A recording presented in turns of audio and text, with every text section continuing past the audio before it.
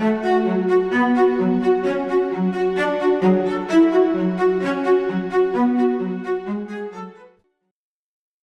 a lie lots of different people like to tell about John Calvin. Calvin's Geneva was a prototypical totalitarian state, and Calvin himself a sadist and torturer and killer, who burned Servetus, one of the great thinkers and questioners of the day, while the man was still alive. John Calvin was a murderer. John Calvin actually had people put to death. Well, they weren't different enough that they stopped burning people that disagreed with them, because the Reformed Church did the same exact thing. Look it up. Servetus, Geneva. Burned at the stake. Over what? Opinion. It was opinion. He was a scholar. Calvin said, I don't like your scholarship. People tend to leave a lot of the details out of the story, such as the Spaniard, Michael Servetus, demanding John Calvin be executed. I demand that my false accuser be punished, poena talionis, and that he be detained a prisoner like me, till the cause be decided for his death, or mine, or some other punishment. And to accomplish that, I now lodge an accusation against him for the same poena talionis. And I am content to die, if he be not convicted of these things, as well as of others, which I shall bring forward. Wherefore, like a magician, as he is, he ought not merely to be condemned, but to be exterminated. Half-truths and outright lies about Servetus are used to dismiss Calvin as a monster. To understand what really happened, it's important to recognize that Anabaptists like Servetus had been pursuing violent revolution for nearly 30 years before his execution.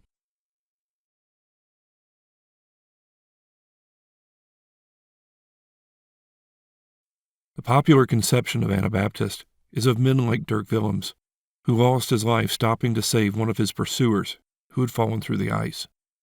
They're seen as innocent victims of intolerant persecutors, but most early Anabaptists weren't pacifists. In 1521, Thomas Munster rejected Luther and Zwingli's attempts to reform the church. He declared himself the prophet of a new Pentecost, who had come to prepare the world for the second coming. I desire from you only that which your diligence should demand. You should study the living word of God, out of God's own mouth. Through this, you will see, hear, and grasp how the whole world has been seduced by deaf parsons. Help me, for the sake of Christ's blood, to fight against such high enemies of the faith.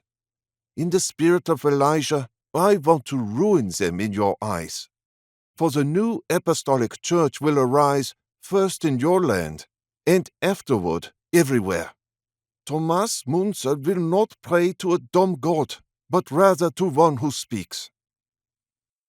Munster claimed the Spirit had told him the time of Jesus' return was now, and the kingdom of God was to be established through communism and the slaughter of God's enemies.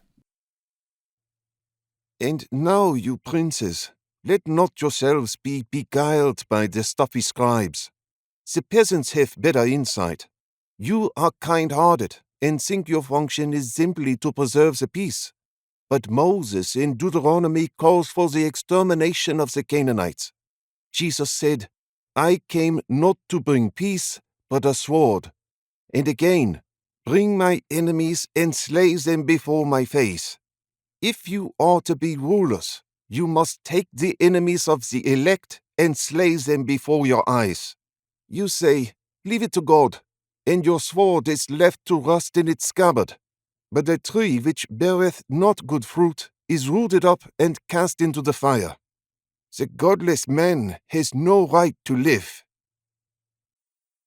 After peasants took up arms and started slaughtering the landowners, an army came against them in 1525. Munster led 7,000 peasants into battle at Frankenhausen, prophesying that they were ushering in the second coming. His banner was a rainbow to remind them how God had destroyed the wicked with a flood. When an actual rainbow appeared in the sky, he said it was a sign from God that they would win. But by the end of the battle, over 6,000 peasants were dead.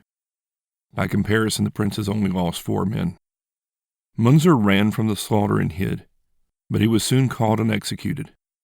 Many tried to divorce Munster from the Anabaptists who followed him, but the official father of Anabaptism, Conrad Grebel, along with 6 others, wrote to Munster 8 months before his death.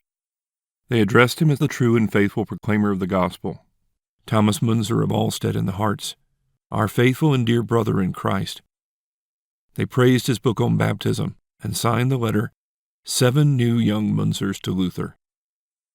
It should be noted that it was a year and a half after Frankenhausen that the first Anabaptist was civilly executed, partially because so many continued to call for revolution. Hans Hut preached subjects should murder all the authorities, for the opportune time has arrived. He prophesied the second coming would take place in 1528. Though this too failed, many others continued to call for a revolution as a way of ushering in the end of the world. In 1525, Melchior Hoffman said he, rather than Munster, was the new Elijah, who would prepare the way for Jesus' return by the 24th of March, 1534. Hoffman claimed to be one of the 2 witnesses of Revelation 11, and said Strasbourg would be the seat of the New Jerusalem. It was there Michael Servetus would travel in 1531 to finish his book denouncing the doctrine of the Trinity. Though Hoffman called for peaceful waiting, others took up the sword. Hans Krug confessed in 1533 to being part of an Anabaptist band of murderers and arsonists. He admitted to killing 5 people, including a woman he raped and murdered for refusing rebaptism. Hoffman was in prison, and though he had already named another disciple as Enoch, the supposed second witness of Revelation 11, Jan Mathis declared he was the true Enoch and was assuming leadership. Shortly after, he also claimed God had told him to abandon his wife for a teenage girl. Hoffman had suspended rebaptisms, but Mathis restarted them on November 1, 1533.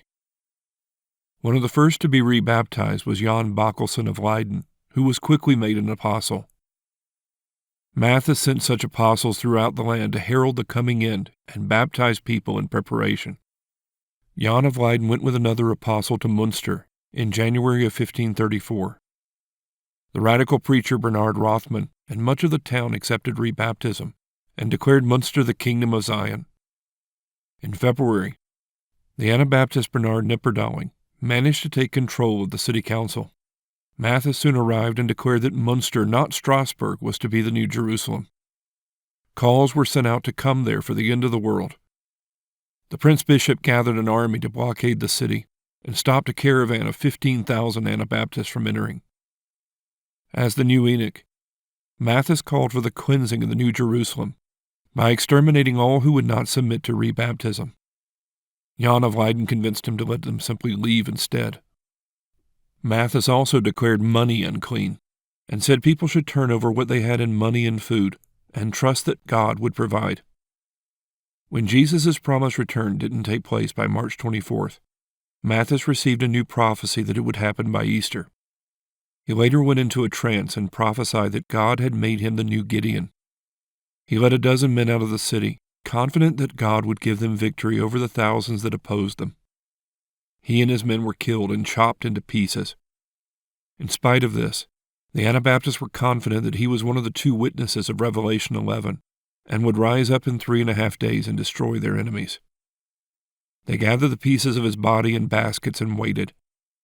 When nothing happened, Jan of Leiden said Mathis had received a true vision, but that his death was a result of sin. He said he had received a new vision, assuring them that they were the true apostolic church, and that the second coming was at hand. The people celebrated with ecstatic dancing, chanting, O Father, give love, give love." Men ran through the streets with swords, declaring that God could no longer wait for those who wouldn't convert. While the frantic dancing went on for hours, others ran through the streets naked. Jan had a vision that he was the new King David, and he was to take Mathis's widow as his queen, even though he already had a wife. Polygamy was soon commanded for everyone, because Jan said God wanted them to be fruitful and multiply. At first, both the man and the woman were to seek the Spirit's confirmation, but when that produced too few marriages, confirmation was only needed for the man. Previous marriages were declared void, so women whose husbands were outside the city were commanded to remarry, and threatened with death if they tried to leave. Any woman over 15 who refused marriage or conjugal rights to her new husband was executed. Jan personally took 16 wives, 15 of them teenagers. When one of them criticized him for feasting while the people starved, Jan beheaded her. He also began tearing down church buildings in the city as symbols of oppression. As God's prophet, Jan made complaining and even idle conversation punishable by death. As Munster resisted the siege for over a year, they inspired Anabaptist uprisings in other cities, including Amsterdam. Naked prophets running through the streets soon gave way to armed revolt. Despite numerous prophecies to the contrary, these uprisings were unsuccessful, and Munster fell. All of its men were slaughtered. The leaders were tortured, executed, and their bodies hung in cages from St. Lambert's Church. Yet even after the fall of Munster, Anabaptists were claiming apostolic gifts and visions that assured them that the second coming was at hand, and that the Spirit was leading them to slaughter the ungodly. All of this was happening against the backdrop of the Islamic Ottoman Empire conquering Constantinople in 1453 and the Kingdom of Hungary in 1526.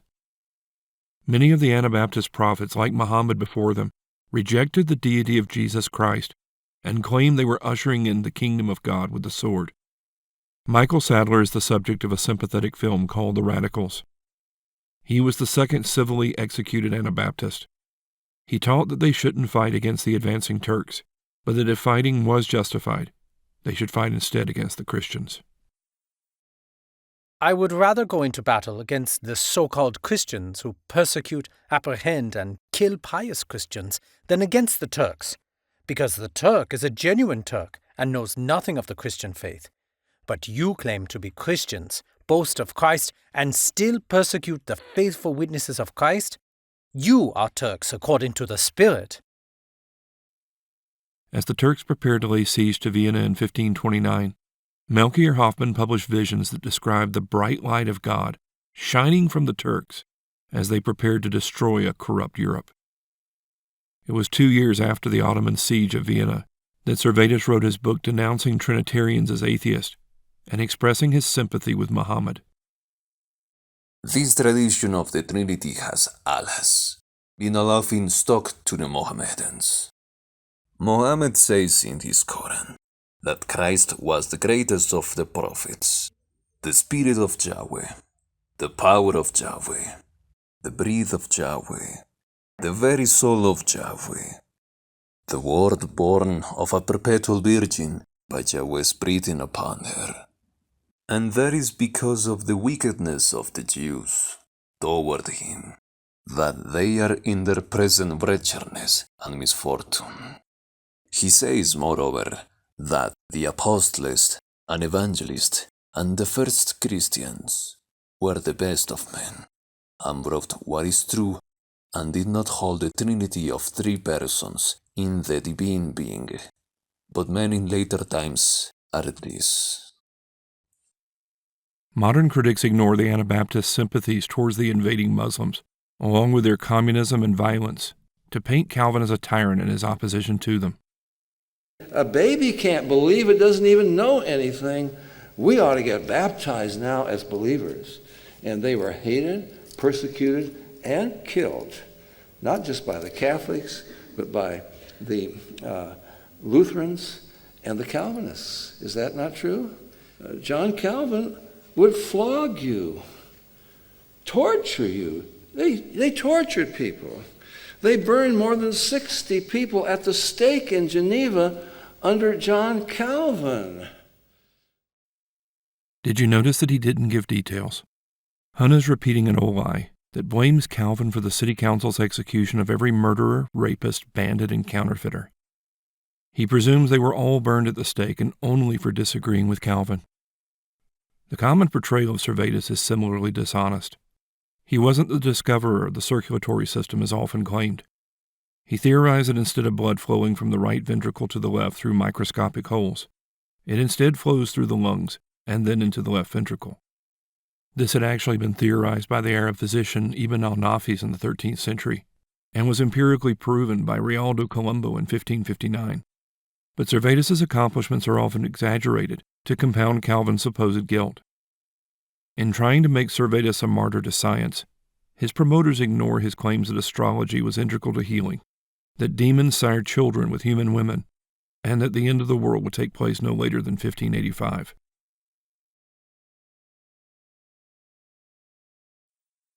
In the year 1531, the 20-year-old Michael Servetus published his book. He sent copies to Catholic and Protestant leaders throughout Europe, telling them the Church had been wrong about Jesus for much of 1500 years. But now he was bringing them the true light of Unitarianism for the end of the world. The Protestant reformers, Ecolampadius and Bucer, tried to dissuade him from his errors. They called for banning the sale of his book in their cities, but allowed him to live in peace. The Catholics, however, were soon seeking his arrest. Despite this, Servetus returned to Paris. In 1534, John Calvin secretly went there to meet with him and to seek to win him to the biblical Jesus. Calvin was also a wanted man and risked his life in going there, but Servetus didn't show up as agreed. In 1536, Servetus began to study medicine under an assumed name. Just as he had proclaimed himself smarter than the theologians, he now proclaimed himself smarter than the faculty of medicine at the University of Paris. He published a pamphlet mocking their rejection of astrology. He eventually settled in the French city of Vienne as a doctor and editor for a local printer.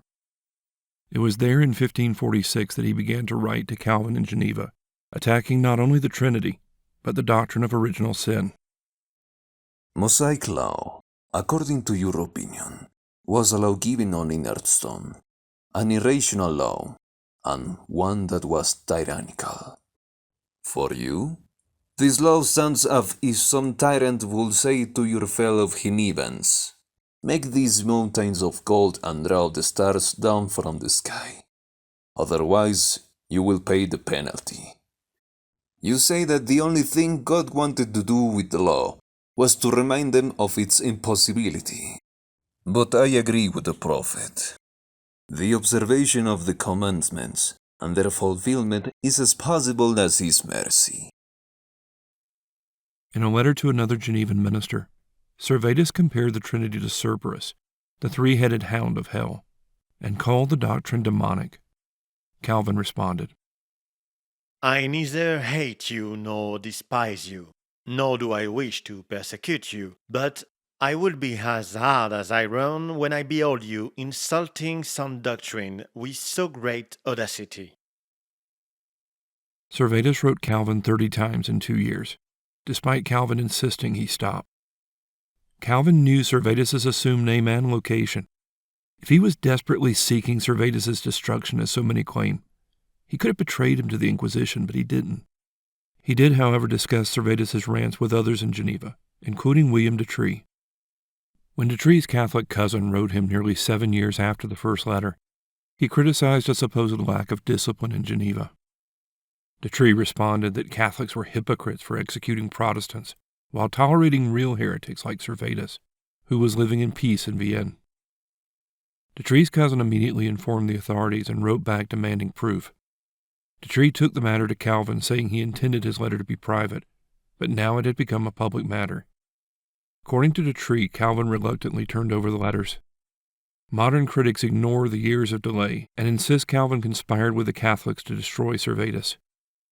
They also ignore that to refuse the evidence once requested would have been depicted as aiding a known heretic. Servetus was arrested by the Catholics. At first he denied his real identity, but with the letters in his own handwriting, he was convicted and sentenced to be burned at the stake. On the eve of his execution, he escaped. He was arguably the most wanted man in Europe. He had money and had made a clean getaway. So to where did he flee? He showed up 4 months later at the church in Geneva where Calvin was preaching. Why would he go there? His explanation of just happening through Geneva on his way to Naples rings hollow. It's clear that he had been obsessed with Calvin and blamed him for exposing him. It's also worth noting that he went there when Calvin's enemies seemed on the verge of throwing him out of Geneva.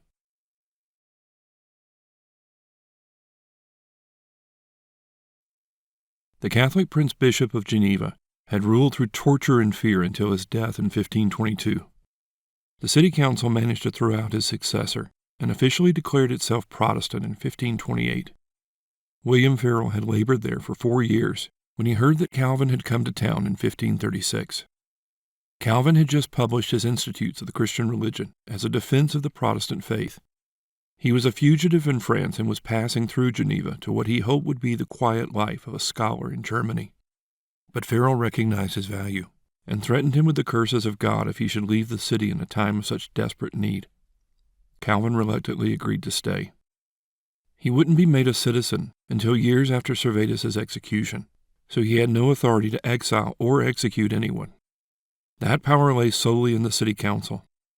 When Anabaptist preachers came to town, he didn't burn them at the stake, but would seek to dissuade them of their errors. If unable, he would ask the council to expel them, lest Geneva become another Munster. His greatest conflict, though, wasn't with the Anabaptists, but with those he called the libertines. They were Genevans who had rejected the tyranny of the prince-bishop, but in great measure had come to behave like him. They were leading lives of drunkenness and sexual immorality, yet they demanded admission to the Lord's table without repentance. Calvin and his fellow pastors refused. The city council declared they controlled excommunication, but Calvin insisted the church was independent. The conflict reached a climax 18 months after Calvin's arrival, when the libertines threatened Calvin with swords demanding communion. He said he would die before allowing that. They convinced the city council that Calvin was divisive and got him exiled from the city in 1538. All of this is generally ignored by those who try to paint Calvin as a dictator. In his exile, he met 2 Anabaptist preachers he'd called to be expelled from Geneva. He continued to appeal to them from the Scriptures and convince them of their errors. After one of them, Jan Storter, died of the plague, Calvin eventually married his widow and adopted his children. Calvin was happy in Strasbourg and was loved by the French exiles to whom he ministered there. But in his absence, Geneva fell into chaos. The city council found that a reform of manners was impossible without a reform of religion. True liberty could only be found within the bounds of God's law. The Catholic Cardinal Servetus wrote to Geneva and blamed Protestantism's liberty of conscience for Geneva's problems. He called them back to what he portrayed as the order of Catholicism. Someone sent a copy to Calvin, who answered Servetus' charges and demonstrated that the reformers were the ones preaching the historic and biblical gospel. After 3 years of exile, the city council invited Calvin back. He was extremely reluctant, but he went. Calvin had greater freedom, but was still at odds with the city council. Some of his enemies left Geneva, but others continued to harass Calvin. In 1552, the libertines won elections and gained control of the city council. When 3 libertines were excommunicated by the elders of the church, the council overruled them. The same conflict that had led to Calvin's banishment 14 years earlier was brewing again when Servetus just happened to show up in Geneva and call for Calvin's prosecution.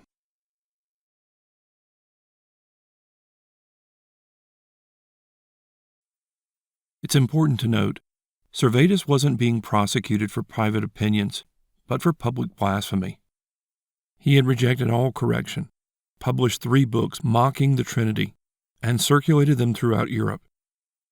Calvin responded to some of Servetus' teachings in the trial, but he was merely a witness. He had no vote, nor did he lead the prosecution as so many claim. He instead visited Servetus in prison, pleading with him to turn from his errors. Though the libertines might have thought to use Servetus against Calvin, they had to reckon with the fact that he'd already been condemned as a heretic by the French Catholics.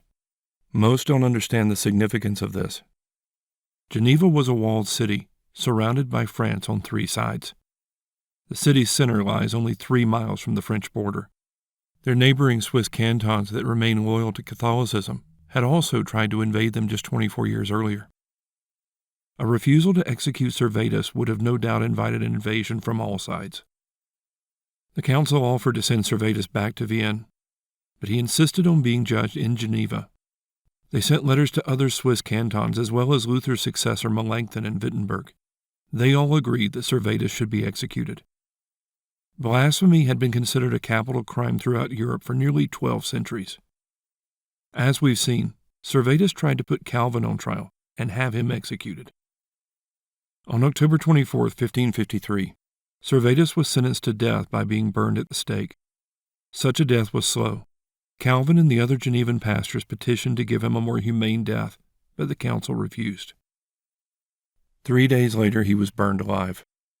His death has been used to portray Geneva as the model of tyranny, while the horrors of the Inquisition in Munster have been all but forgotten.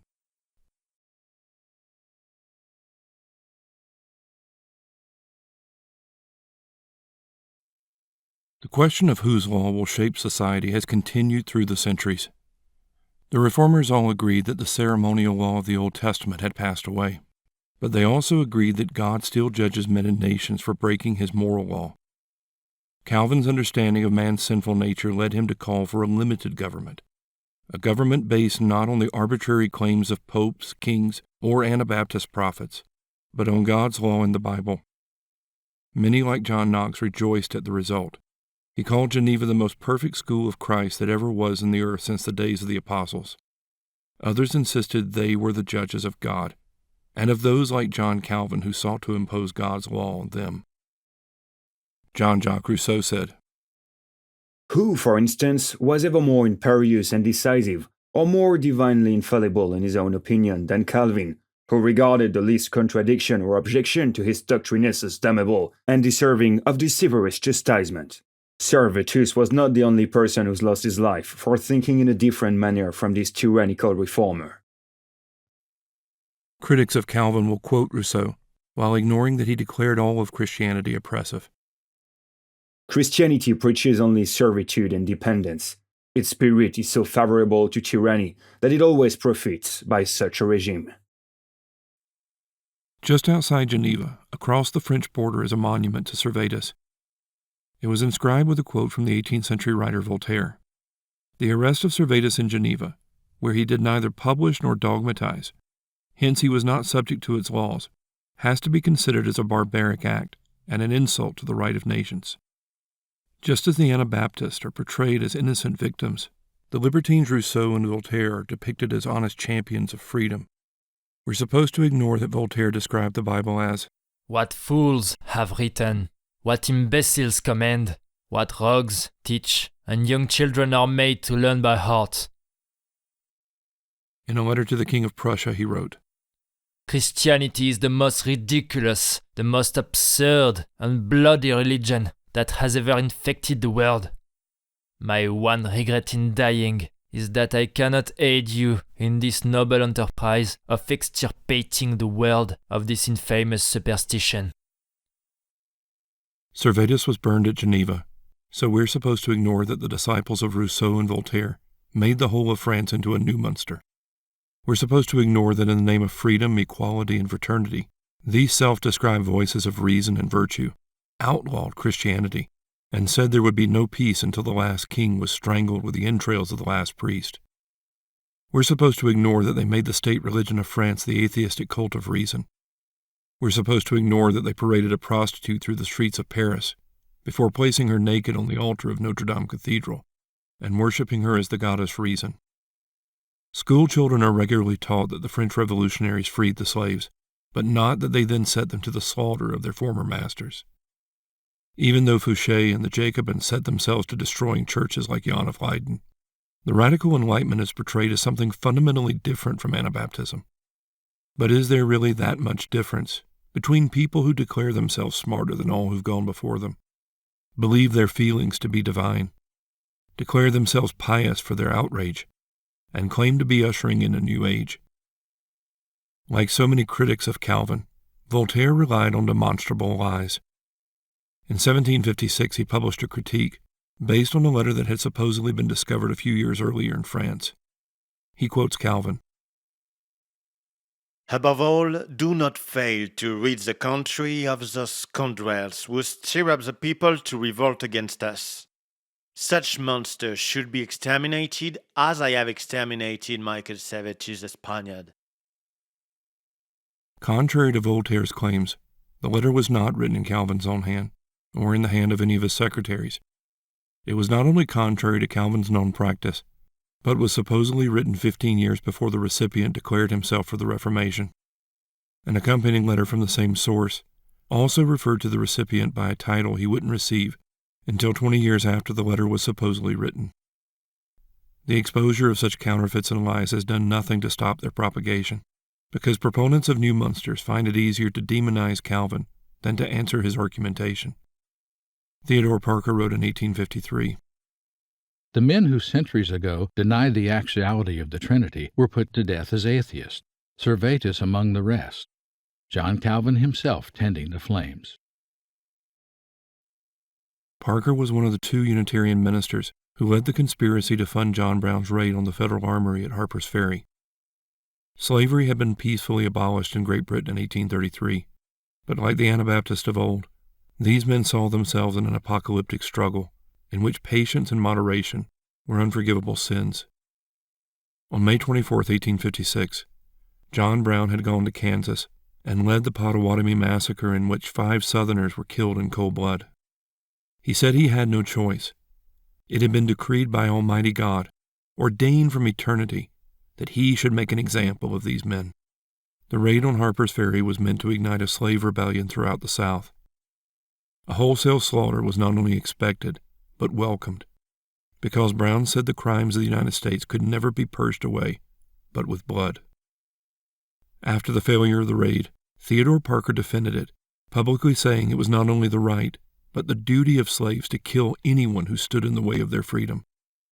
Julia Ward Howe was the wife of one of the conspirators and a member of Parker's congregation.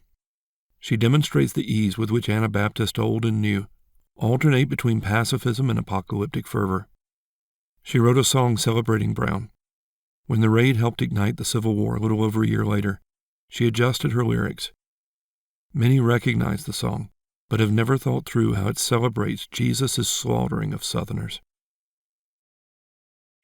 Mine eyes have seen the glory of the coming of the Lord. He is trampling out the vintage where the grapes of wrath are stored.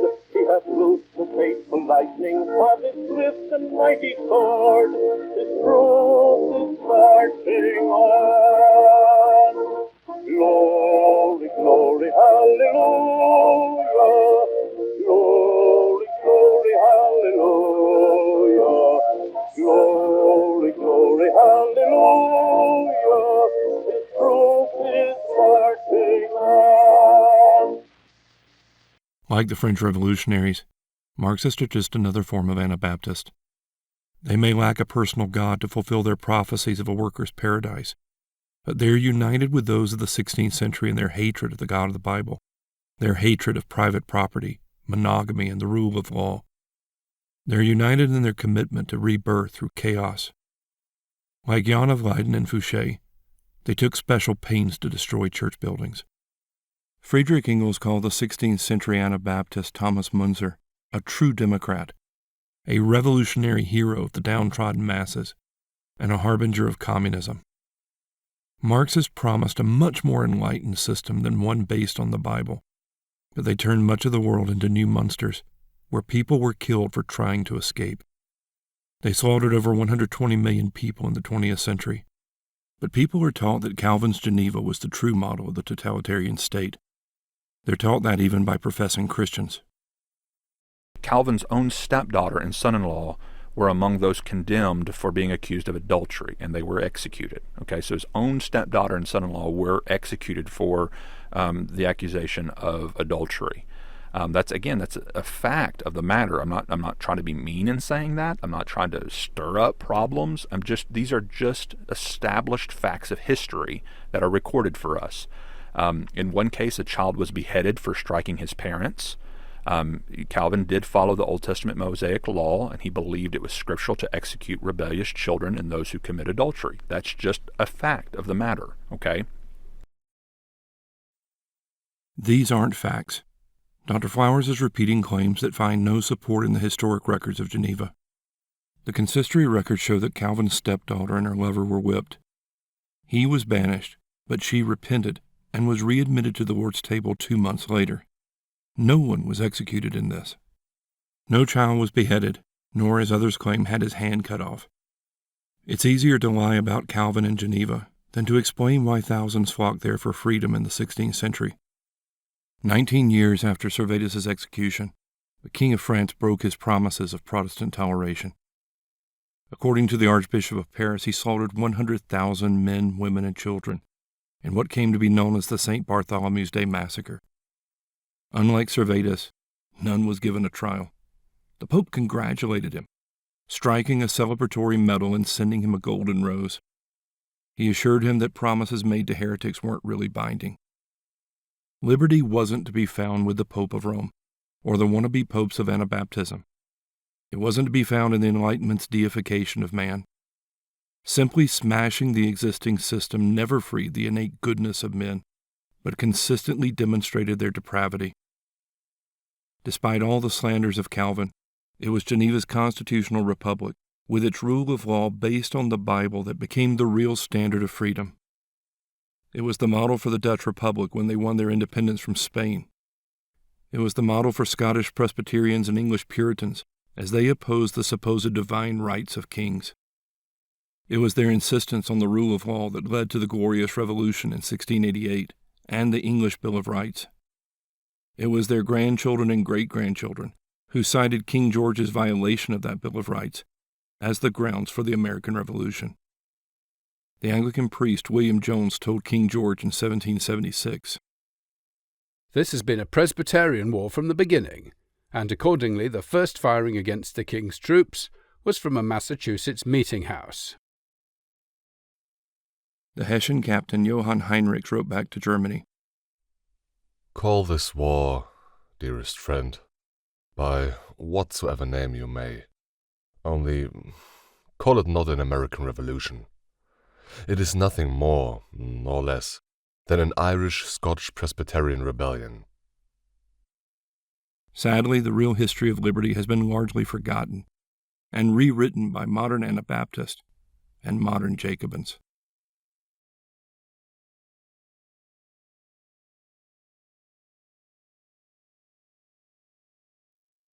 Of all the dispositions and habits which lead to political prosperity, religion and morality are indispensable supports. In vain would that man claim the tribute of patriotism, who should labor to subvert these great pillars of human happiness, these firmest props of the duties of men and citizens. Our laws and our institutions must necessarily be based upon and embody the teachings of the Redeemer of mankind. It is impossible that it should be otherwise, and in this sense, and to this extent, our civilization and our institutions are emphatically Christian. In 2003, the United States Supreme Court ruled in Lawrence v. Texas that laws prohibiting sodomy were unconstitutional. For most graduates of the public school system, it's unimaginable how we ever had such laws. They're portrayed as the relics of a puritanical past, a past that needs to be forever buried, or it will lead to an even darker future. A theocracy like John Calvin's Geneva, where 2 men were executed for sodomy in 1562. While many ran against the boogeyman of theocracy, the con is that everyone is promoting one. It's just that some are more subtle in terms of which God they're promoting. Atheists pretend to have no God, but they make themselves gods. They define reality, and they define value, and inevitably they demand others submit to their definitions. For them, real blasphemy is to point out that their appeals to science and reason ring as hollow as Jan of Leiden's appeals to divine revelation.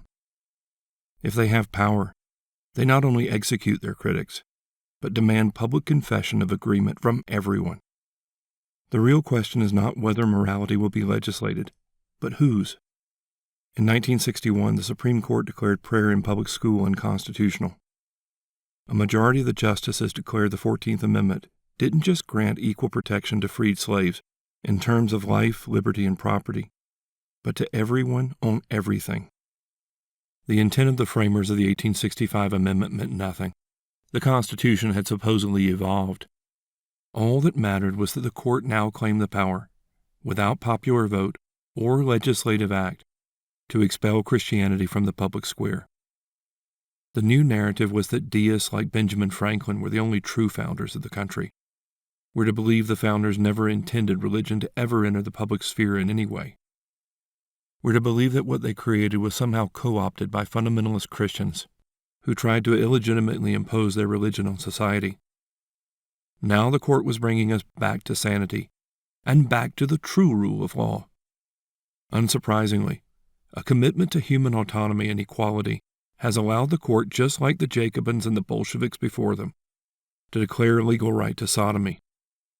As the old rule of law has given way to judicial fiat, America has entered a time of increasing chaos. Modern libertines promote anarchy, while doomsday prophets tell us the world is about to end. Marxists insist the Great Reset will finally usher in their brave new world. As daunting as these challenges seem, they're not really all that new. But something has fundamentally changed. The American church is largely impotent to resist, because it's disowned the faith of Calvin, the Puritans, and most of the men and women who established this nation. It wants nothing to do with anything like anti-sodomy laws, even though the Supreme Court ruled them constitutional as recently as 1986. God's law in almost any form has come to be seen as antithetical to the gospel. For much of the American church, they've embraced Anabaptism's rejection of words on a page.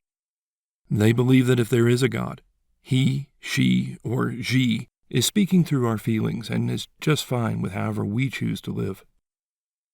They insist we've entered a more enlightened time, where love is love and spirituality is spirituality, because we define everything, not the God of the Bible. Like the Anabaptists of old, they often cheer on Islam's war against Christianity. Though they may retain a more overt mysticism, they fully agree with the atheist that they're smarter and more compassionate than the God of the Bible. 50 million abortions since 1973, 2.3 million people in prison, 90% illegitimacy rates in inner cities. These all may be bad, but they're not nearly as bad as Calvin's Geneva, where Servetus was executed for blasphemy. They believe a God who would decree the death penalty for anyone, even murderers and child rapists, is a relic of Bronze Age barbarism. They insist they should instead be sent to penitentiaries, where modern psychology can rehabilitate them and return them to society. They're especially embarrassed of the Old Testament's execution of incorrigible children. They agree with Servetus that we're born innocent, and if there is such a thing as mortal sin, no one can commit one before the age of 20. There are more socially conservative mystics. They call us back to what they describe as Christian America, but it's clear their theology is more like Melchior Hoffman's than John Calvin's. While much of the church is repackaging Anabaptism's mysticism, others are embracing its apocalypticism. They may agree here and there with Calvin, but they believe the church has to lose, which means we need to give up on reforming society at all, and focus instead on soul winning before we get raptured away really, really soon. A conservative retreat to pietism doesn't have to include such end-time speculation. Jesus said his kingdom was not of this world, so many believe the Great Commission can never end in anything but personal piety. They agree with Servetus that Constantine's conversion was the greatest tragedy to ever befall the church. He could be a Christian or a king, but not both at the same time. Or at least he couldn't rule as a Christian. Some long for a return to persecution, while others tell us that non-Christians are actually reasonable people. Natural law is the real way forward, and pluralism is the ideal. We're not supposed to notice that the champions of equality care a lot less about tolerance and pluralism once they gain power. The pietists may lament chaos and tyranny, but they dare not tell God's ministers in the state that God has prescribed how they should rule. That's too much like the Old Testament, and even if only in terms of general equity, those laws should never be consulted as a guide. Someone might confuse us with fundamentalists, or even worse with John Calvin. The simple reality is that there aren't many Protestants left in America. Most of the evangelical church is horrified by what little they know of the historic faith. Its worship, its theology, and its overall seriousness are seen as impediments to true spirituality. It's unimaginable to most that God wouldn't be pleased with whatever worship we choose to bring and what life makes us feel happy. They assume the natural order of society is peace and freedom. The idea that Luther, Calvin, and all the reformers supported the forcible suppression of Anabaptists appalls them. They believe that they must have been unloving, and maybe not even Christians. They may lament the current erosion of public morals, but they dare not remind anyone of God's law, even in the church. For most, preaching a Lord's Day Sabbath is now considered pharisaical. Since all that supposedly matters today is a personal relationship with God, they've abandoned church discipline, even against libertines and heretics. If God's law can't be applied to the church, how much less to society at large? The challenges we're facing today aren't new. but they can't be answered by a consumer-driven therapeutic gospel. The real question for us is whether we'll listen to how men like John Calvin applied the Scriptures to all of life, or whether we will smugly dismiss them. If we refuse to hear the historic church, maybe we're not smarter than everyone who's gone before us, but like Michael Servetus, we're just more conceited. If we really think that we're more loving than the God of the Bible, the problem is not with him, but with us. And maybe he'll soon show us that he does still judge nations, and show us just how cruel the tender mercies of the wicked can truly be.